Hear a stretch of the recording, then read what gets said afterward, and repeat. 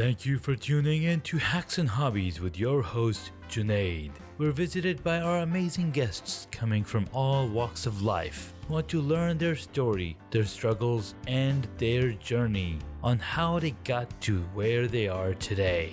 So stick around. Today we're getting into the how to cut marketing costs, scale efficiently, and get the best return on investment from your campaigns. Joshua, thanks so much for coming back. Thanks for having me again. Let's jump right in on how to cut marketing costs. Now, marketing is one of the biggest expenses for many businesses. Without a doubt, that's what's going to get you in front of many people. But for most owners, they waste money without realizing it. What are some hidden marketing costs companies should cut right now? I think before you start cutting, the first step really is the identification. I don't like going in. I'm full of stories because doing as much marketing as I have, there's pretty much a story for almost everything. But I had a roofer hire me. This was, way back in 2005. And a roofer hired me. When he hired me, about 3 weeks into starting together, he told me, when is the phone going to start ringing? And I said, what do you mean? And he goes, I stopped all the marketing I was doing when I hired you. When's the phone going to ring? And I go, whoa, hang on. You stopped all your marketing. Like, we just onboarded. Like, we've just started gathering all the information. Yeah. And I learned very quickly that communication is a big deal. And we had to go back, turn it on, get it going. And here's really the answer. Identifying the baseline. Every business in any industry, you're always going to have a baseline expectation of your cost per acquisition. So how much do you spend to get a sale? We don't have enough time for me to go through all of it. I teach it in a lot of conferences that I do, but I call it the law of thirds. A business owner, a salesperson, on average should be closing no less than 30%. That means you need to have essentially 3 leads valid to make 1 sale. To get those 3 leads, you're going to need times 3, meaning 9, to actually start down the qualification process before they turn to those 3. So we're at 9. Take that 9, multiply it by 3. That's essentially how many inquiries you need to have to your site. You take that number, divide it or times it by 3 again, and now all of a sudden that's how many people need to be able to see the campaign and have basically a click. It goes and it goes and goes into the law of thirds. So identifying that first number of, if I spend $250, I'm going to use a random number. I'm going to spend $250. I know that I have to have someone talk to me for that amount of money. When you take that number, you start looking at all the different available the available attribution sources. And those attribution sources, you start tracking how close are you to that 250. What you'll find is some of them will maybe be down to 100, and then some of them will be 500. That 250 is your median. So what you're trying to identify is how close can I get all of my attribution lead gen sources to that 250. The ones that are doing really good, pump more money. The ones that are not so good, leverage and try to work so that they will improve. These are the steps that you have to take because there's no magic bullet. It's not, if there was, everyone would do it. Everyone would walk in and be like, oh, I've solved it. There is a science to it, but the science is logic and principle based for maximum growth. I love that. I love that because it makes so much sense. You've got to understand where you're coming from. You got to understand how the market works. You got to understand what it takes. If you look at Hollywood, how early are they advertising when the movie is going to come out, right? It's anywhere from 6 months to a year. They're just talking about, hey, this movie's going to come out. Here's a teaser. And they're playing on that closed loop philosophy. Hey, oh my God, I want to see what happened in this movie. And so, of course, it's going to take a lot of efforts, a lot of time for you to be noticed and people to realize where you're coming from. Yeah. In the movie, just to tie into that, if you really pay close attention to it, because I've worked in this industry, they actually have what's called a ramp time. So as far back as I have researched, this goes all the way back where the movie industry started the ramp. So the ramp would start real slow. It would be a little trickle of information. And then it would start to gain momentum. And then right about the week before it published, it ramped all the way to the top. Wow. And then the weekend, it would continue to play. But that next Monday, they shut it off. It was pretty much dead because they would move into the next one. So they would never change their budget, but where their budget was allocated for the movie production of the outcome, that's what it was. But it was, as a kid, this is a joke. I don't know that this is true, so no one call me and tell me I'm crazy, although I may be. I always made jokes in high school when I would sit in a movie theater, and I always said, whenever a movie trailer was played, if you ever noticed, there was a large gap of silence in between a movie trailer and the next production. And I always sat there and laughed and thought to myself, I wonder who's listening to us in this movie theater to see if we liked it or we didn't. Because if you'll listen in the movie theater, you'll hear people go, oh, that was great. Or people go, that looks dumb, right? So I always thought, man, wouldn't it be interesting if someone was out there listening to everyone in the movie theater and their reaction? I don't know. Maybe I'm a little bit crazy, but it's the post-trailer reaction, right? People are literally now recording post-trailer reactions. Oh my God, this new trailer came out. We haven't seen it yet, so we're going to play it for you, and then we're going to react to it. So there's a ton of YouTube channels doing that. So I think it'd be a pretty cool thing. There's some recording happening at movie theaters. Okay, we got two people going to watch this trailer. We're going to listen to how they react. Nowadays, we all know we're being recorded somewhere. So we digress down another We digress, right? Now, what's cool is that you already shared a real-world example of a company that cuts costs but increases their marketing results because they're allocating that funding into the right places and the places that's actually working and figuring out where is it not working and how can we actually make it so that those results also rise up. Yeah. I'll throw a couple more things onto that. So one is leverage. I call it leverage marketing.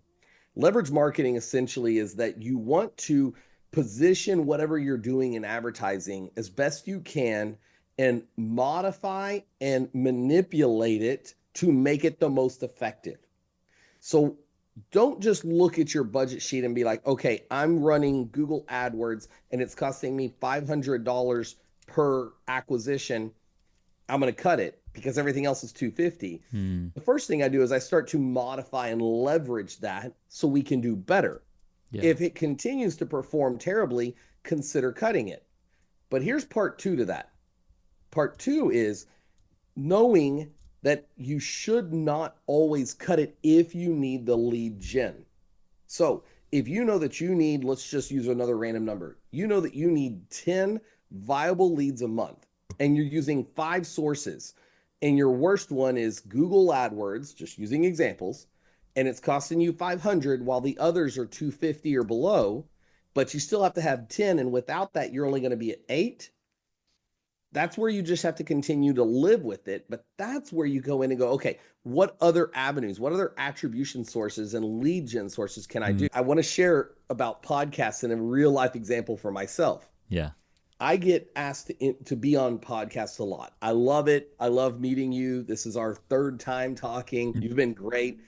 But it was interesting about 2 years ago when I started getting asked to be on podcasts. I had to evaluate the time it would take me. I had to evaluate the energy that it would take, what resources it took away from my company, my family, myself.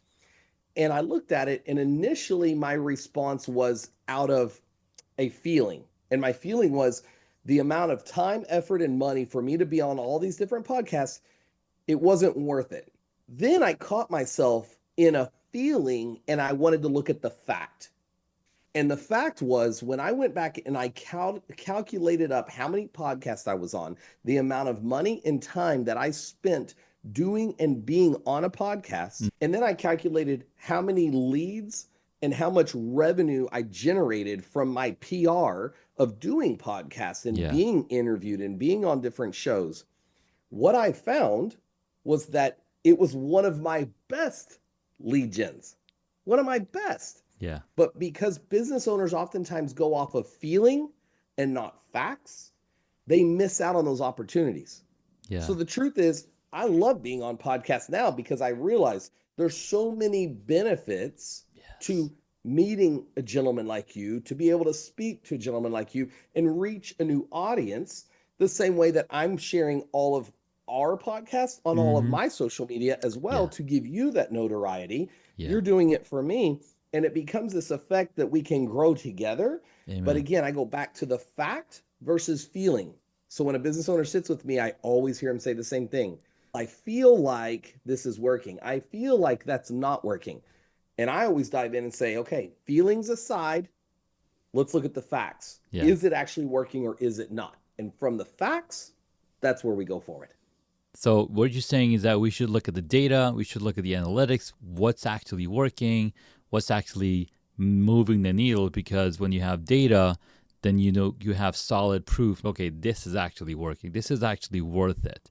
And I've been a huge proponent of a podcast myself, being guesting and hosting.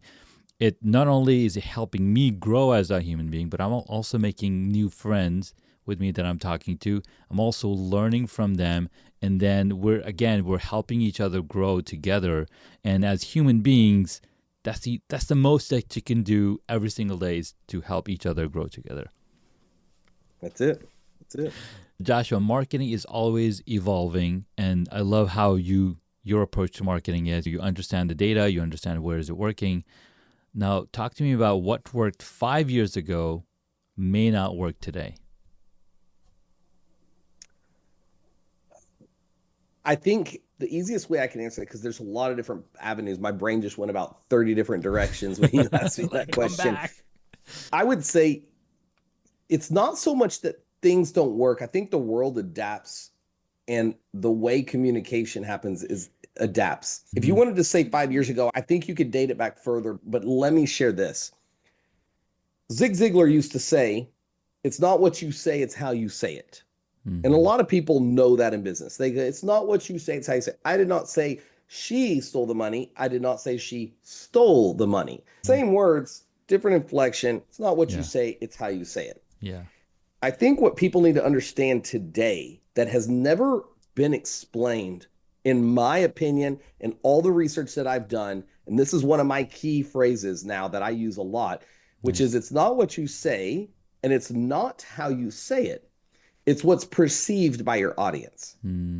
Because your words can be so much, but when you go to a website, you don't hear the words. So the words are flat, right? You get a text message, you don't hear them.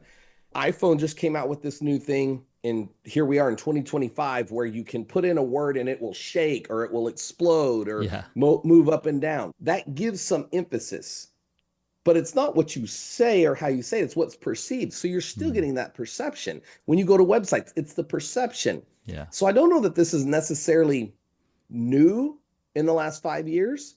However, I feel like it's probably one of the most impactful, important elements in marketing and in the world to understand that your reputation ultimately is your website. Your reputation, your Facebook, your MySpace, your Instagram, your LinkedIn, this is all your reputation. It's who you are if you choose to have a digital presence, if you choose to involve yourself. And then it's the perception. Can I tell you a quick little story real fast here on that? Of course, please. I love stories, and that's why we do these conversations.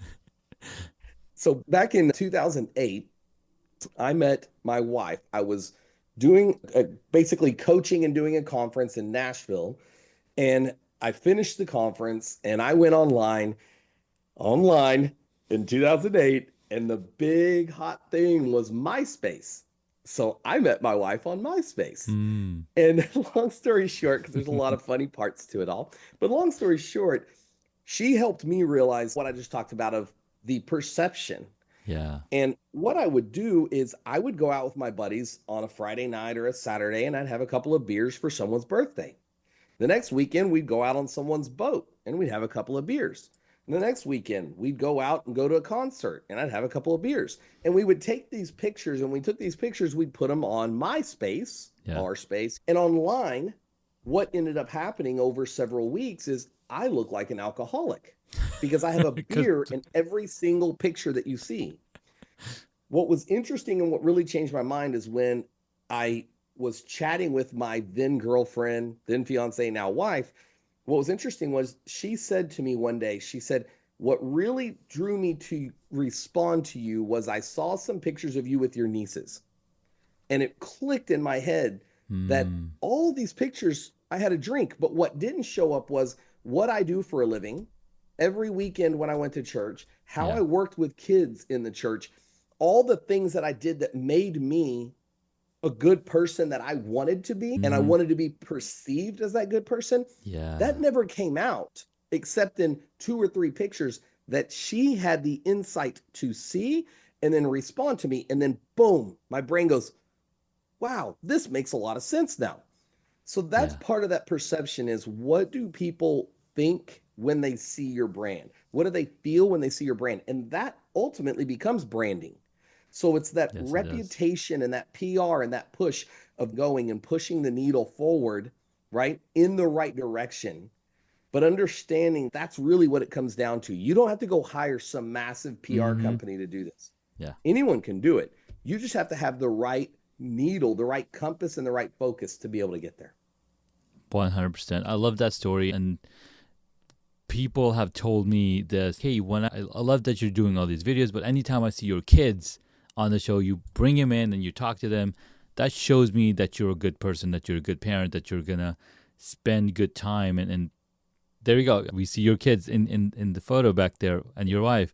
That's amazing, right? So people see that and they connect with you on an even deeper level.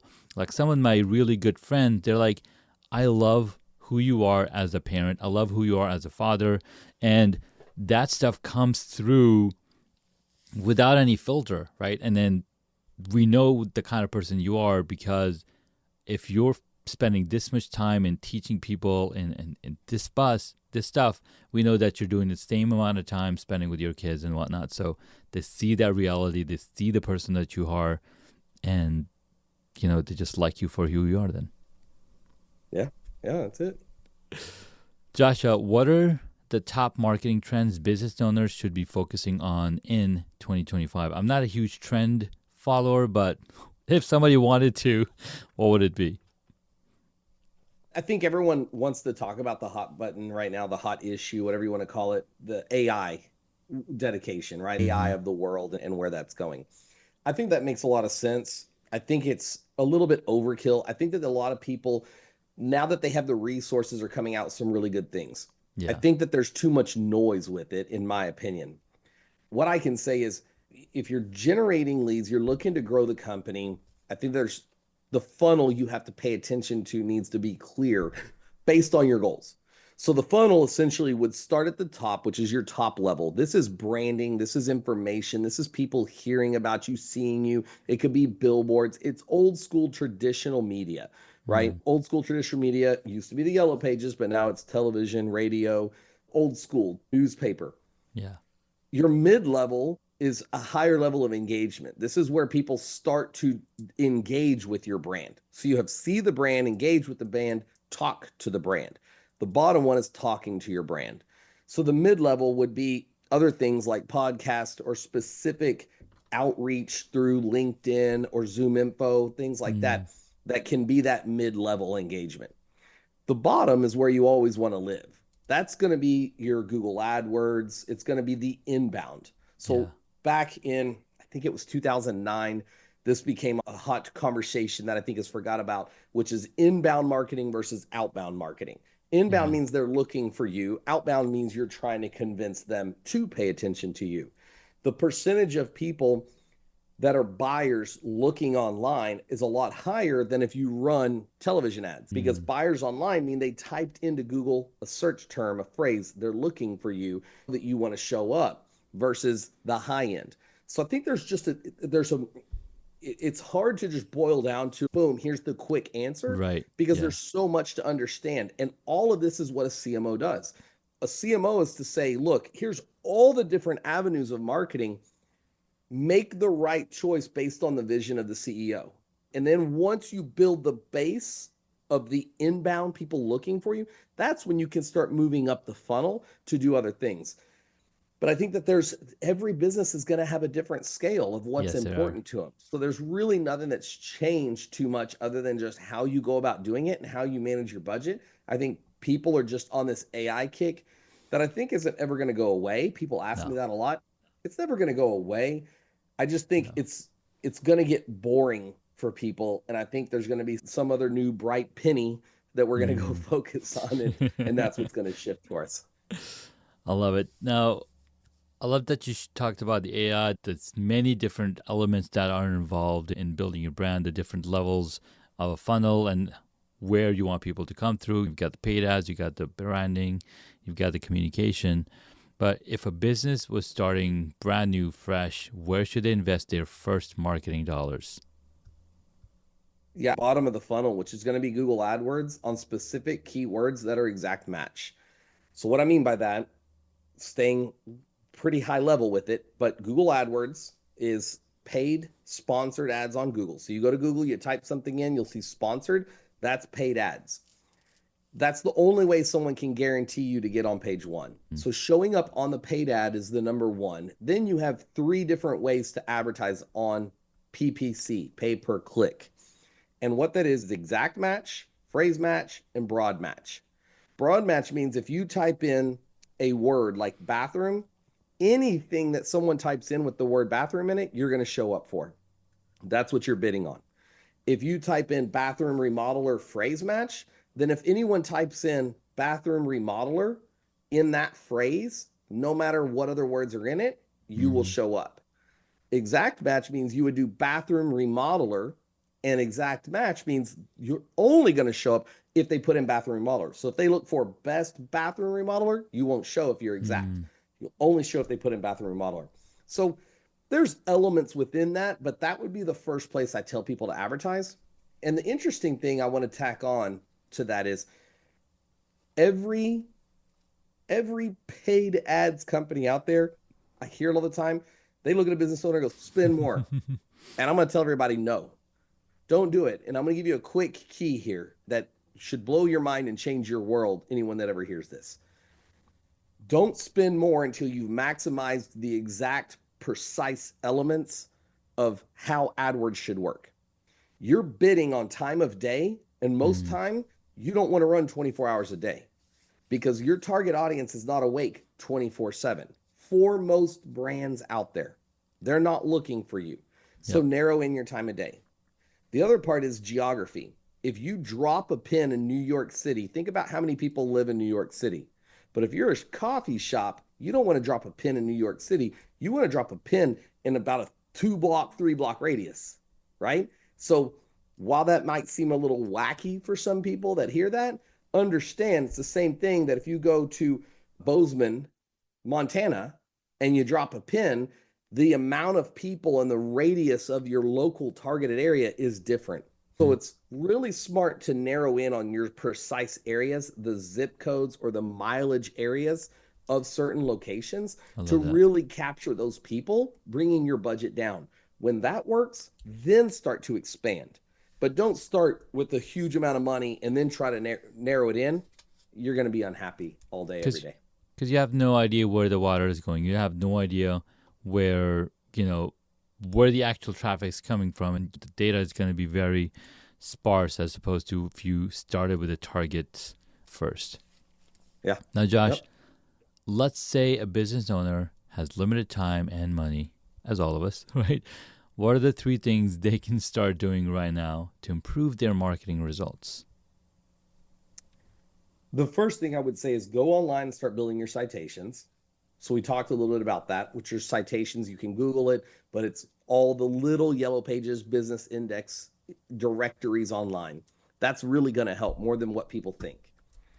The next thing is take your website on your phone, walk around to people in the mall, on the street, wherever, and ask them, hey, would you do this search? Will you look at my website and tell me what you think about it?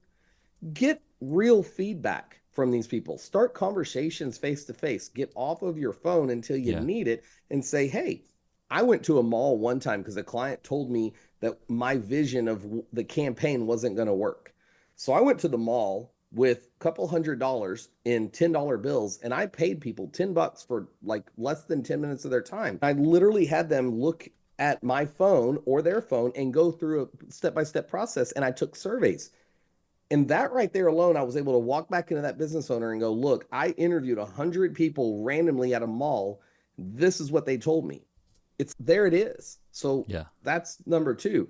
Number three, you can run AdWords yourself. Google will give you, I can get it for you as well, $250 for free. You have to spend, I think, $250 or $500 to begin with. Yeah. But that's basically $750 in ads, and you've only spent $500. And that can last you 2 months, 3 months, and get those exact match people in the right location. And you spent $500.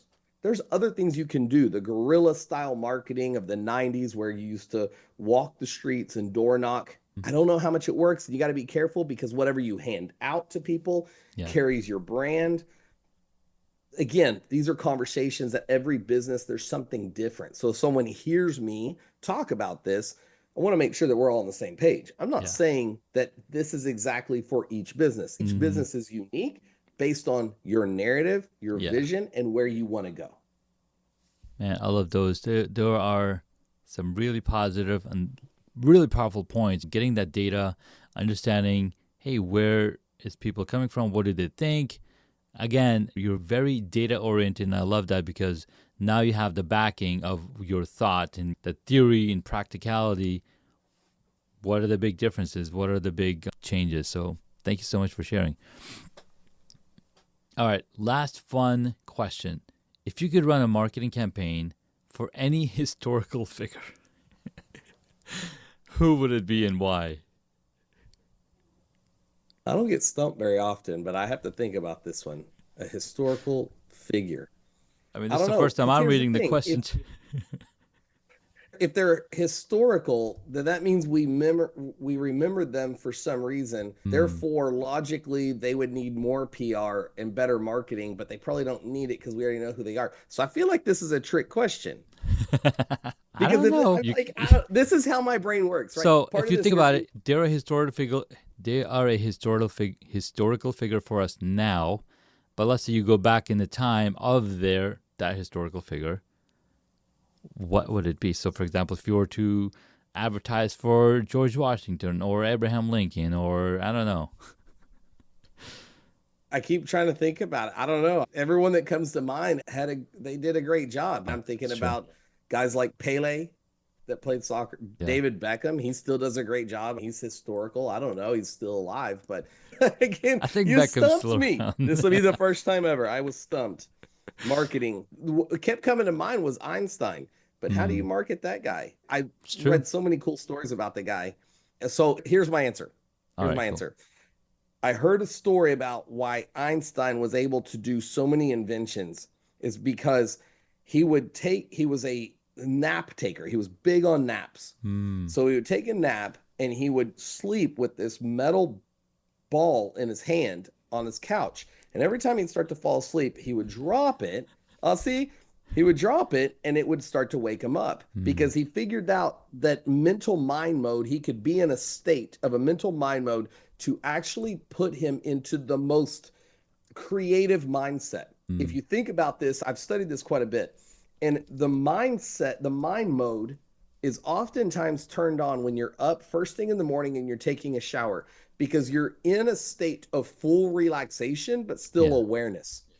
That's when you're most creative. So you've probably been in the shower and you're thinking, oh, I need to do this. And you start thinking about all the things you need to do and you come up with some good ideas, but you never write them down. Then you go to your office and you sit down and start to go to work. You're like, oh man, I forgot what it was. I should have wrote it down. Yeah. So I think just teaching that back then, today, and even though it's not even taught exactly the way I just explained it, I would say that I'd go to work for that guy and be like, hey, give me a piece of the pie when it comes to light bulbs and I'll be all right.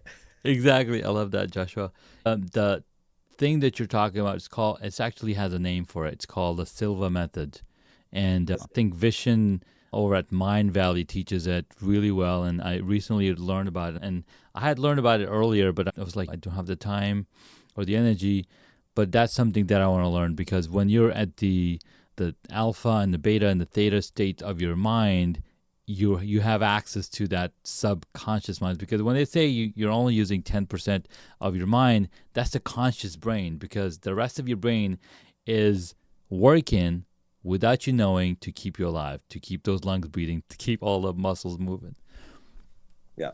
I don't know that we have all this time to go through all this, but you nailed it. I didn't want to give a plug to those guys, but Silva was interesting if everyone's going to read about it, and the way he raises children in the mind mode. And theta really is what Einstein would get into. It's interesting. I even teach the difference between alpha mode and beta mode, how alpha mode, and the reason that professional athletes are so good more than anything is because the mind mode, they're able to turn it on and operate at the peak level of alpha mode consistently, and you know what they're gonna get. I watch a lot of documentaries. I study a lot of interest that I find interesting, psychology and sports and historical. And it's interesting because when you look at all the choices people make, it does come back to most of the time those three. But I believe that there's 8 or 12 different mind modes. That's amazing. So when you really dive in deep, I don't remember all of them because most of them are delta, theta, beta, and alpha. Those are the 4 that I pay most attention to, but I believe that there are more. That's been a while since I read all of that and studied it. But it's quite fascinating because it does help you in business. It does help you as an operator of a business and the C-level type executive that you can be, of how fast can you turn it on into alpha mode, and then how long can you stay there and operate. It's pretty exhausting, I'll tell you, because I've done it. If you hear my whole story sometime, you'd understand. But it's pretty exhausting to live in alpha consistently, and no one is able to do it. But pro athletes have been able to figure out how to do it and cracked the code. And a lot of them have studied what Silva taught many years ago on that. And his book, by the way, is really good too. Before you go to Mind Valley or do any of that, my recommendation, personal feeling, would be read that book first. All right, I love it, Joshua. Thank you so much for sharing. I'll be sure to include all of the books that we've talked about. But where can people connect with you, learn more about JR CMO, and start optimizing their marketing strategies? Yeah, so if anyone wants to find me online, it's real easy. You type in Fractional CMO Dallas, and I'm probably the top 3 links on Google. But it is jrcmo.com. It stands for Josh Ramsey, Chief Marketing Officer. I offer a 2-hour free session to talk through your business. I ask you to do a little bit of information sharing through a couple of documents. Then I do some PR dig, and then we jump in, and I offer what I call a free agile plan to guide you through the next 30, 60, 90 days of what you should do and why. So I offer all of that. Again, if you also type in Josh Ramsey Marketing, you'll find me everywhere. I'm all over, but it's Ramsey, not the Canadian punk rock singer named Josh Ramsey. I'm a little different. Yep. Josh, thank you so much for coming on. I absolutely loved our conversation. I'll be sure to include all of the links in the show notes so folks can connect with you. And the 2-hour consult is absolutely gold. I can't wait to learn more and take up on that offer when the time comes. Thanks so much again, Josh. Thank you.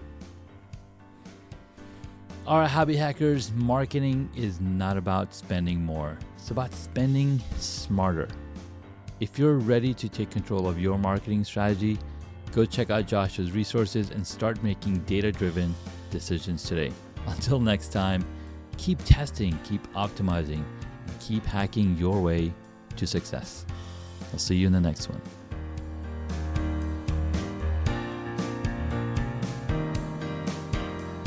Thank you for listening to this Hacks and Hobbies episode. Junaid would love to hear from you, so please leave a rating or a review on Apple Podcasts.